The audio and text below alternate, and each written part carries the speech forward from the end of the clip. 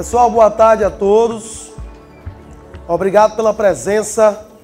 Um sábado à tarde, todo mundo aí cansado, com fome, estressado, liso. Mas tá todo mundo aqui firme e forte, né? Ó, se fosse eu mesmo não viria não. Mas vocês, como são guerreiros e vão passar, estão aqui, né? Para obter mais conhecimentos. O assunto da aula de hoje vai ser aparelho reprodutor masculino e feminino. Se der tempo, vai ter que um assunto rápido, a gente pode escolher se a gente já começa DST ou se eu falo de gametogênese, tá bom? Um dos dois, a gente pode escolher. A gametogênese eu não tenho um slide, ia ser no quadro mesmo, né? Mas já DST eu tenho. Terminando aqui esse assunto, a gente escolhe se continua um desses dois. Vamos junto? O aparelho reprodutor é um assunto que não tem tanta frequência em vestibular. O problema é que quando ele cai, ele faz a diferença. A maioria da galera não acerta, né? Uma questão que às vezes é muito simples. É só saber a função de uma próstata. É só saber a função de uma vesícula seminal. O cara não sabe. Pergunta simples mesmo, como já caiu várias vezes na FACID e em outros vestibulares. Então eu vou tentar fixar, focar o que pode realmente cair. Então vamos junto. Começando aí com o aparelho reprodutor masculino. Olha pessoal, aparelho reprodutor masculino, a gente vai perceber que diferentemente do feminino, não tem só a função de reprodução. Ele também tem a função de excreção, porque a urina em conjunto, né, ou comum ao sêmen, vão sair pela uretra. Na mulher, não.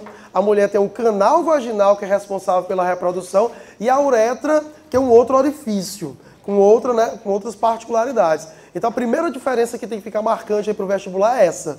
No homem, o aparelho reprodutor, literalmente, vai ter a função também urinária. Na mulher, não. É só para a reprodução mesmo. Quais são as estruturas que compõem o aparelho reprodutor masculino? A gente vai falar um pouco sobre pênis, sobre testículos, com as suas estruturas internas. Vamos falar também sobre, acaba falando sobre uretra, né? Além das glândulas, vesícula seminal, próstata e bulbo uretrais. Tá certo?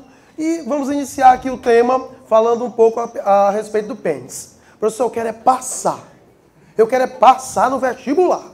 Então a primeira coisa que você tem que lembrar é que o primeiro animal que realmente tem pênis foram os répteis. Então anote aí. Pênis, com essas estruturas que tem aqui, o primeiro animal a ter realmente foram os répteis, tá certo? E, professor, mas eu li num livro que tem determinados platelmintos que têm espículas penianas que podem servir para inoculação. Parabéns, mas aquilo ali não é um pênis de verdade. O pênis com as estruturas que a gente vai ver aqui começou de réptil para frente. Só que o vestibular não se contenta só com isso. Ele não vai querer saber, ele vai perguntar, mas por que surge o pênis? Aí você vai dizer que é porque houve a mudança do ambiente aquático para o ambiente terrestre. E aí a fecundação ela mudou de externa para interna. Então, a necessidade de uma fecundação interna fez surgir o pênis nos répteis, tá certo? E o tubarão? O tubarão tem pênis?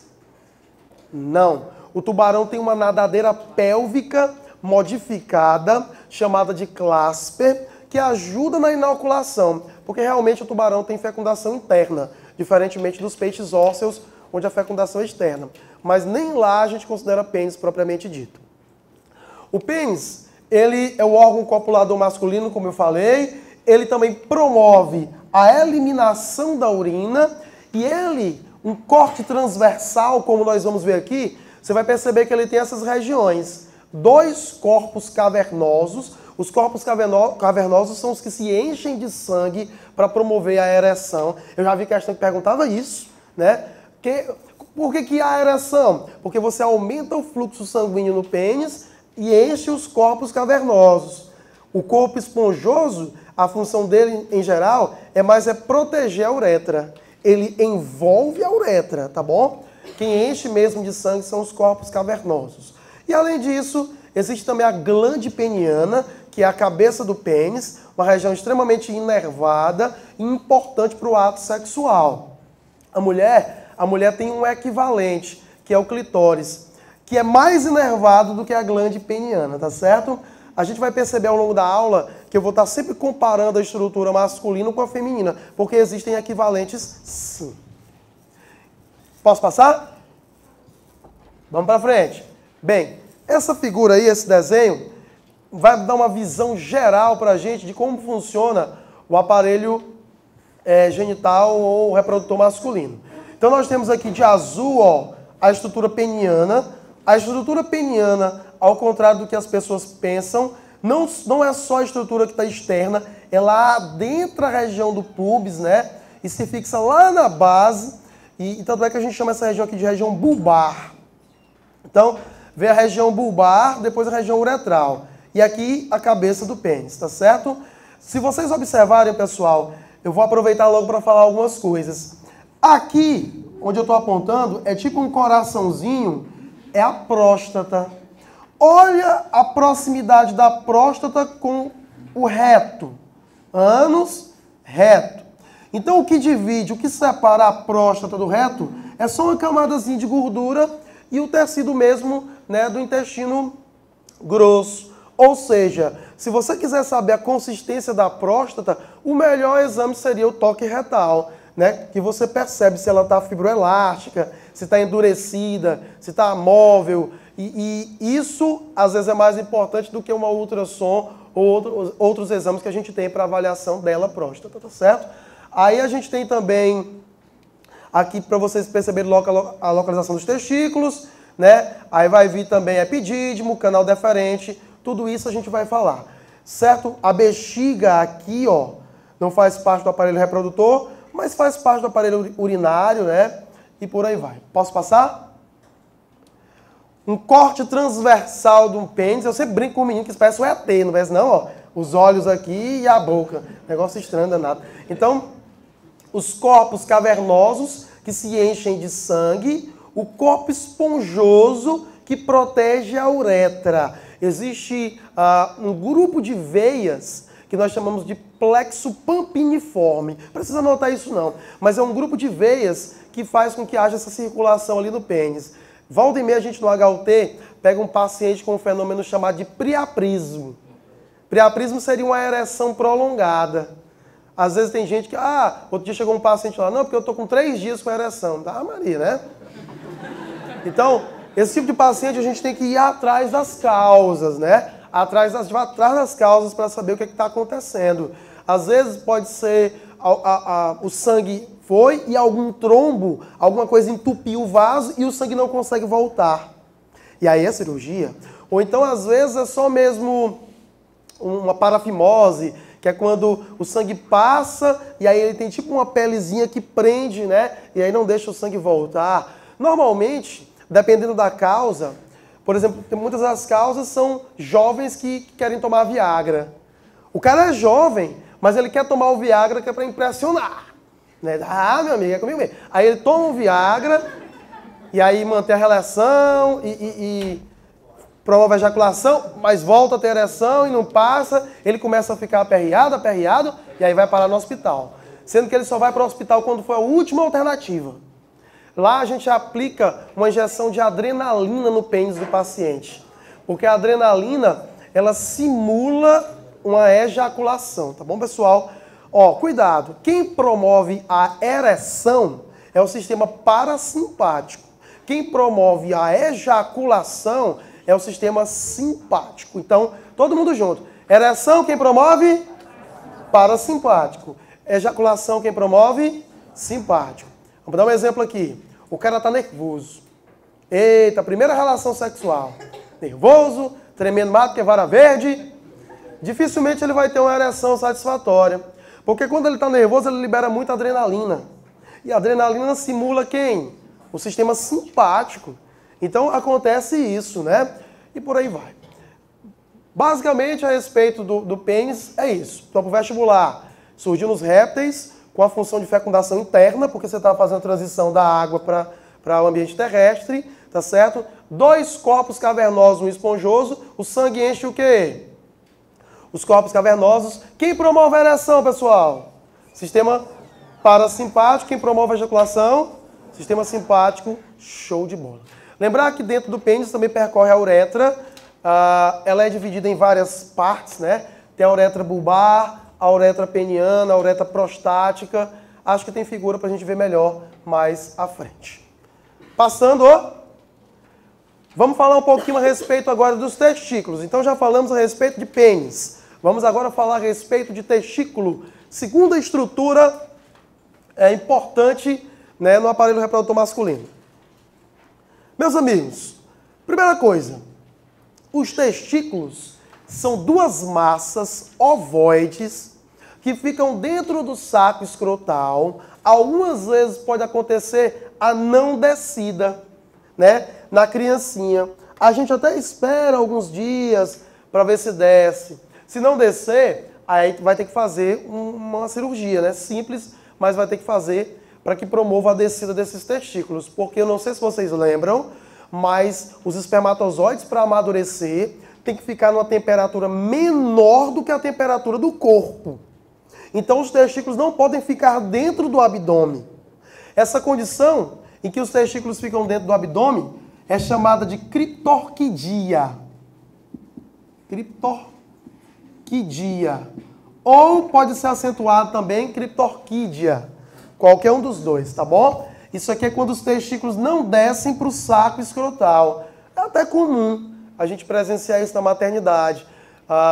Quando o bebê nasce, que a gente vai acompanhar alguns dias, a gente tem que palpar os testículos da criança. Então a gente chega pro professor, não desceu. O professor diz, não, vamos esperar mais um dia, tal. Aí às vezes a mãe vai para casa e no retorno ao ambulatório ainda não desceu. Aí sim, o cirurgião pediátrico pode indicar uma cirurgia ou não, né? Tem outros procedimentos também. Então, repetindo, por que é importante os testículos descerem para o saco? Por que é importante eles não ficarem retidos dentro do abdômen, pessoal? Para amadurecer os espermatozoides, para promover a maturação dos espermatozoides, tá bom? Bem, então, testículos, duas massas ovoides, ficam dentro do saco escrotal. Para o vestibular, o que pode cair são as estruturas que ficam dentro dos testículos, que são essas três aqui, ó.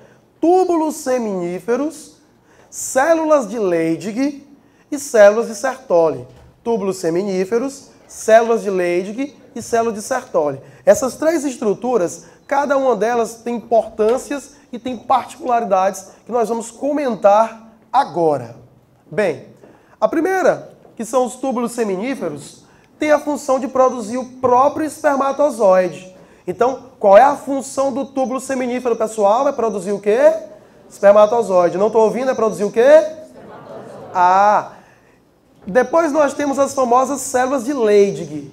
As células de Leydig, elas atuam na produção de testosterona. E as células de Sertoli atuam na produção de nutrientes. O principal nutriente que nós temos aqui chama-se frutose. Isso já foi falado para vocês em outras aulas. Então, eu quero que todo mundo fale comigo, até a náusea. Quais são as três estruturas? Vamos dizer as três, vá.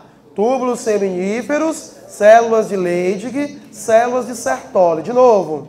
Túbulos seminíferos, células de Leydig, células de Sertoli. Túbulo seminífero produz o quê? Espermatozoide. Célula de Leydig produz o quê? Testosterona. E célula de Sertoli?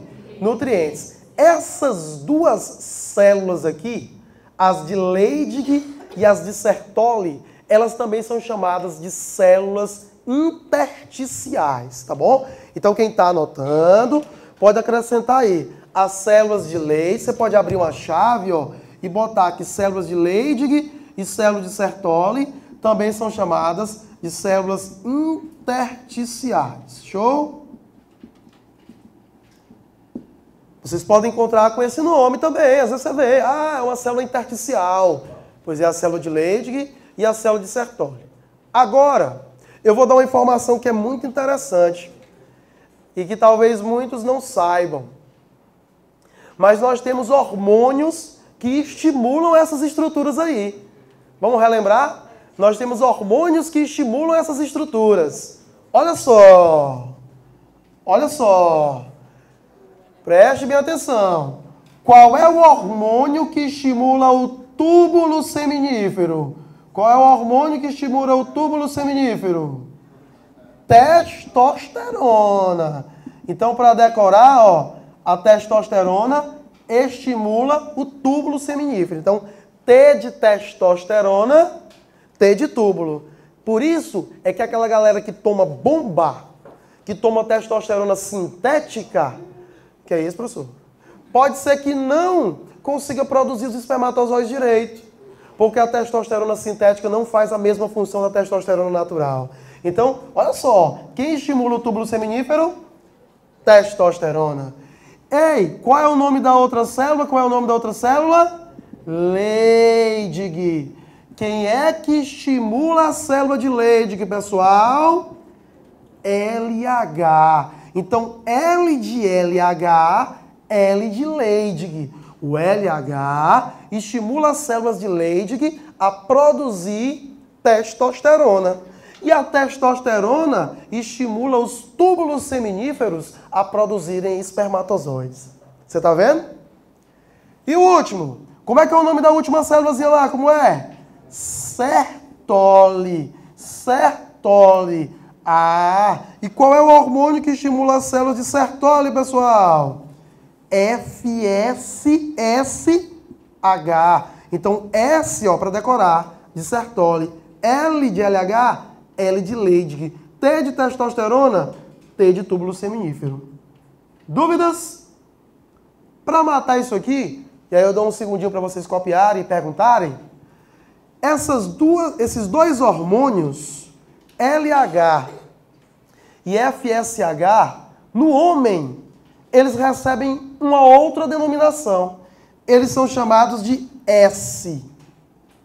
Hormônio ou hormônios estimuladores das células intersticiais.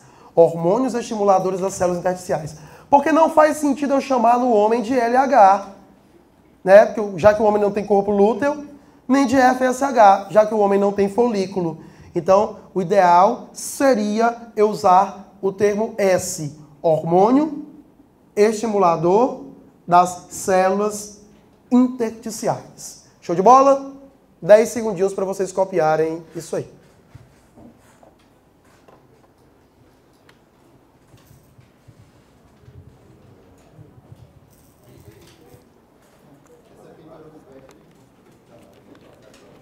Beleza, então. Eu acho, pessoal, que falando da estrutura peniana e falando dos testículos, nós já falamos da parte masculina que mais cai em vestibular. Desses últimos vestibulares, FACID, Nova FAP e tal, o que mais cai, a gente já comentou. Os outros vai ser só para matar. Aluno objetivo, meu amigo, passa e é com o pé nas costas aqui, não faz nem esforço, que é tranquilidade total. Ei, quem é que produz os espermatozoides? Quem é? Túbulos seminíferos. Aluno de rua vai dizer testículo. Aluno objetivo vai dizer o quê? Túbulos seminíferos que ficam dentro dos testículos. Agora, depois que esses espermatozoides são produzidos, aí eles vão para onde? Ah, existe uma bolsa acima dos testículos, mas ainda dentro do saco escrotal, chamada de epidídimo. O epidídimo tem a função de armazenar e terminar o amadurecimento dos espermatozoides. Entenda amadurecer em biologia como capacitar aquela estrutura para trabalhar. Não é que vocês ouviram, amadureceu. O fruto está maduro, não é porque vai ficar podre de cair, não. É porque ele vai estar pronto para ser consumido, pronto para ser usado, pronto para exercer sua função. Espermatozoide do mesmo jeito. Amadureceu? Sim. Então está no ponto de trabalhar.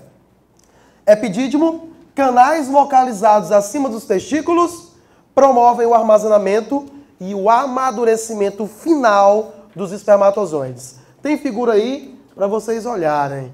Olha só, pessoal. Então, aqui está o testículo.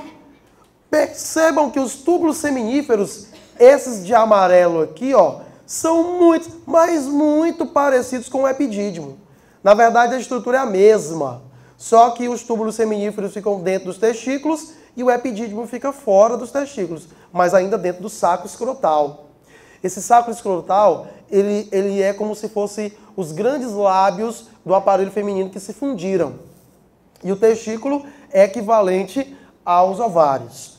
Pessoal, logo depois do epidídimo, ó, que é quem recebe os espermatozoides, armazena e termina de amadurecer, esses espermatozoides vão subir por um canal ou vaso, que é esse amarelinho aqui, ó.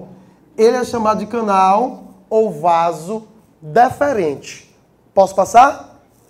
Olha ele aí, ó. São os famosos canais deferentes, pessoal. Esses canais aí, rapaz, toda vez que fala desse canal, a gente lembra logo de que cirurgia? De vasectomia. Porque a vasectomia é a secção, é o corte dos canais deferentes. E as perguntas sempre são as mesmas, os meninos vão lembrar aí. Toda vez que cai a questão de vasectomia, as perguntas são as mesmas. A primeira, vai mexer com a produção de espermatozoide? Cortar os canais deferentes diminui a produção de espermatozoide? Não, mas evita que esses espermatozoides saiam. Então, por que o homem não vai mais poder engravidar a mulher? Porque não sai mais os espermatozoides, mas ele continua produzindo. Eles vão ser destruídos e reabsorvidos. Show? Outra pergunta que toda vez toda vez a mesma coisa. Vai mudar o volume do sêmen? E aí? Insignificante. Porque assim, os espermatozoides contribuem com menos de 10% do volume total. Entre 7 e 8. Tudo bem. Ao pé da letra muda, né? Porque perder 7% do volume total, claro que vai mudar. Mas para estatística, para o vestibular também, é insignificante essa mudança. Certo? E a terceira pergunta é se mexe com a libido, com o desejo sexual. Pessoal, quem é responsável pelo desejo sexual masculino é a testosterona. Testosterona tem alguma coisa a ver com o canal deferente? Tá de brinques comigo?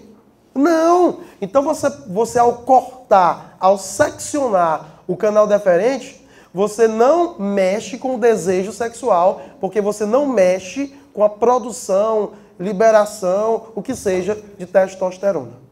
A vasectomia é uma cirurgia ambulatorial, o cara faz com anestesia local, é um cortezinho bem simples, ele vai embora no mesmo dia, né? Tem algumas precauções que tem que ter, claro, mas de um modo geral é bem simples, tudo bem? Então vamos junto. Eu queria que vocês acompanhassem comigo a leitura. O que são os canais deferentes? São ductos, vasos, canais que partem dos epidídimos e unem-se aos ductos que vêm da vesícula seminal ou ductos seminais para formar os ductos ejaculatórios, tá bom? Talvez não dê para entender direito nessa figura, mas olha só, acompanhe comigo aqui, ó. O canal deferente vem e aí ele se junta com o canalzinho que vem da vesícula, ó. Os dois se somam para fazer o famoso ducto ejaculatório, tá bom? Bem, esses ductos ejaculatórios desembocam na uretra e da uretra vai para o meio exterior. Passando, você tem uma vasectomia aí mais barata, né? Forte abraço. E a cara de satisfação do cidadão? Não sabe o que aguarda, né? Passando, essas três que eu vou falar agora, rapaz, isso aí cai demais em vestibular. Vesícula seminal, glândula bulboretral, nem tanto. Mas próstata, meu amigo, que é o próximo slide, tu é doido, cai demais. Então vamos lá. 3 glândulas em sequência. Vesícula seminal, glândula bulboretral e próstata. Vesícula seminal, glândula bulboretral e próstata. Vesícula seminal, é bom vocês anotarem aí porque não tem, ela corresponde, o líquido que ela produz, corresponde a 70% do volume do sêmen. Opa, vamos já ver a função, né? 70% do volume do sêmen corresponde ao que é produzido pelas vesículas seminais. Rapaz, então praticamente o volume todo, a maior parte, né? A maior parte do volume do sêmen vem do líquido seminal. Esse líquido, pessoal, ele é um líquido alcalino, espesso. Então, o senhor falou uma coisa importante, ele realmente ajuda a neutralizar a acidez do pH vaginal, do canal vaginal, mas o que os vestibulares cobram desse líquido como principal função não é alcalinizar, é nutrir os espermatozoides. Então, olha só, a principal função, então, desse líquido aqui seria a nutrição dos espermatozoides e não a alcalinização. Professor, mas ele não alcaliniza? Sim, mas eu estou tentando direcionar vocês para a resposta do vestibular. Normalmente, a principal função que é dada ao líquido seminal é de nutrir os espermatozoides, tá bom? Então, vocês já aprenderam quais são os dois momentos que o espermatozoide se nutre. Um é através das células de Sertoli, quando ele ainda está lá nos túbulos seminíferos, naquela região, e a outra é através do líquido seminal, quando ele é eliminado para dentro do canal vaginal. Por isso é que não há mudança significativa do volume do sêmen. Ele sai todo, não tem problema nenhum, certo? Esse líquido aqui vai ser todo eliminado, sim. Agora, olha essa informação que eu vou dar para vocês aqui, que eu acho ela linda, ó. Pessoal, o sêmen, ele tem que ter uma aglutinação. O sêmen não pode ser fluido demais, se espalhar demais. Ele tem que ter uma consistência firme, para que os espermatozoides possam estar agrupados e possam ir em direção ao ovócito. Então, é interessante que as vesículas seminais, elas produzem um tipo de coagulante, literalmente, né? Que vai manter essa unidade do sêmen. O sêmen fica mais espesso, mais grosso, por conta disso aqui.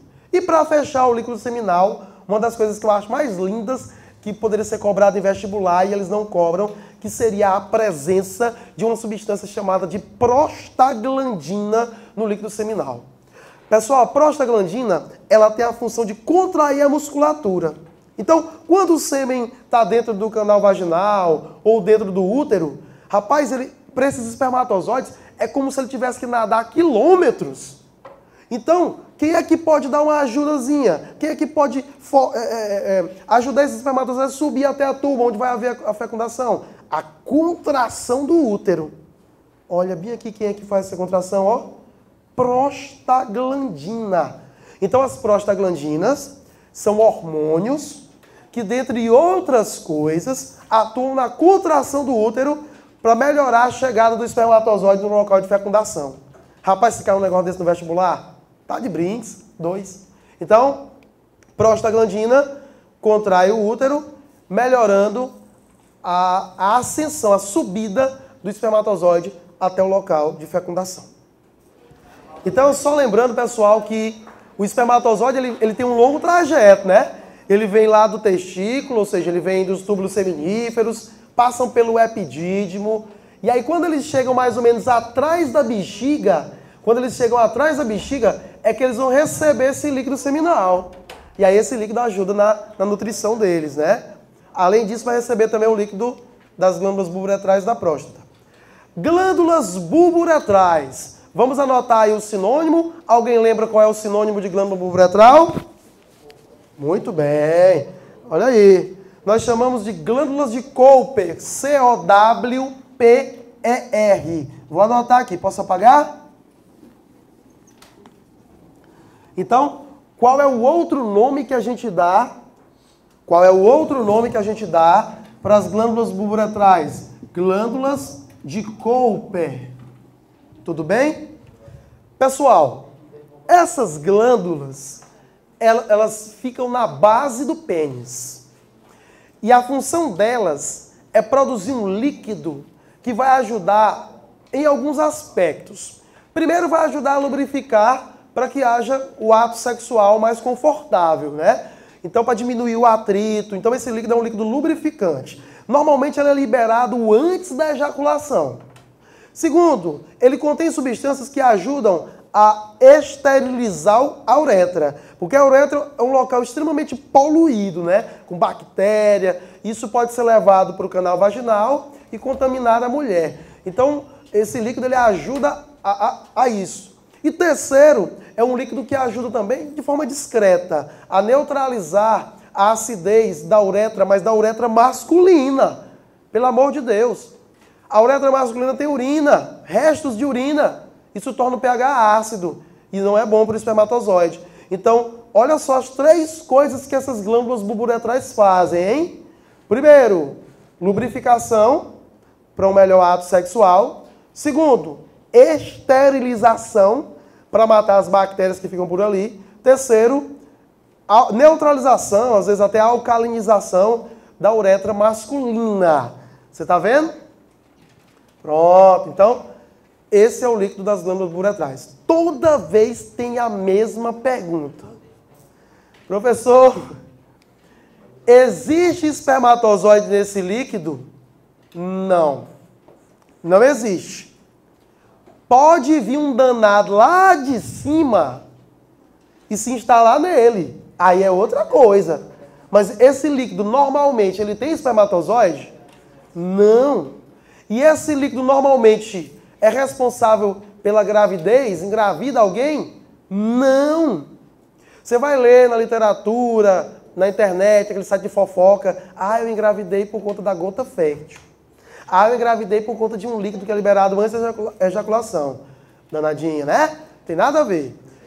Os livros científicos são categóricos em dizer que até que se prove o contrário, não tem como engravidar com essa gota. Mesmo porque, se tiver algum espermatozoide ali, são poucos. E para você ter uma ideia, para haver a fecundação, precisam chegar a milhões de espermatozoides. Então, como é que pode? Certo? Então, claro, né, que na medicina a gente nunca pode dizer nem nunca e nem sempre, né? A gente não pode dizer. Pode ser que aconteça, mas em geral não é o que acontece, né? Não, isso não é o habitual, não. Olha a figura aí. Não está muito legal, mas olha só. Aqui, ó, atrás da bexiga, aqui em cima, ó, nós temos as vesículas seminais, que produzem aquele líquido que ajuda, né, a neutralizar a acidez do canal vaginal, que nutre, principalmente, principal função é nutrir, que tem coagulante, que tem prostaglandina para melhorar o movimento, tudo é produzido aqui em cima. Na base do pênis, ó, o pênis começa aqui e se estende até o ambiente exterior. Na base do pênis nós temos as glândulas bulburetrais, ou glândulas de Cooper, que fazem 3 funções. Quais?